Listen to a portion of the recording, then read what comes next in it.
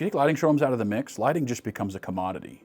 That's on us as lighting showroom owners. We're not doing a good job of telling the story, of putting the value out there, reasons that customers should come in and work with a lighting showroom. It's time for lighting showrooms to take back their market. Not too long ago, we had a customer come in with a designer, and we spent hours, my sales rep, just multiple sessions over multiple days in our showroom picking out an order. It ended up being a $38,000 order. Get all the way down to the end, and the designer turns to the client and says, now I'm open direct with a couple of these vendors, so let's take those items off of this order. What started out as a $38,000 order ended up for us to be a $2,800 order of mostly consumables and low margin items. So what's the problem? Why are lighting showrooms being pushed out? It's very simple.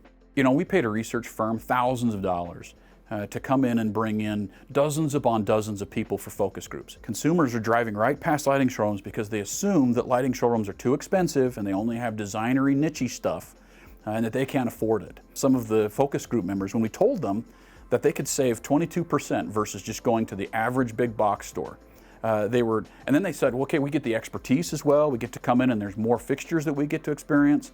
They were shocked. We're not doing a good job of putting the value out there, reasons that customers should come in and work with a lighting showroom. That's why we're starting this project. We want lighting showrooms to win, that we have to adapt. So for example, at my showroom, a couple of years ago, I started to figure out that we've got to start to do things differently.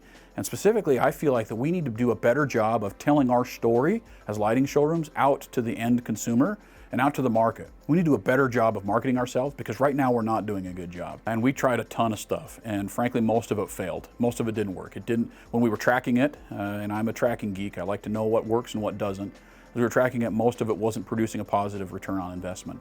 But in time, we started to figure things out. We started to see that there is actually a formula and a pattern that you can use to drive footprints into showrooms. And that's the thing with marketing, is it has to be consistent. You have to keep following the pattern.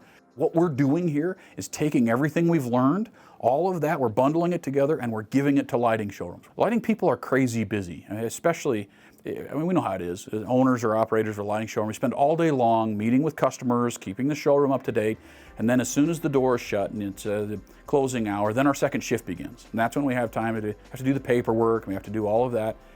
And so we don't have time to go out there and figure out how to piece together a marketing campaign that is cohesive and is proven to drive traffic into our showroom and then keep customers so that they're long-term purchasers. There are two requirements that you'll have to have. First, you must have a brick and mortar lighting showroom.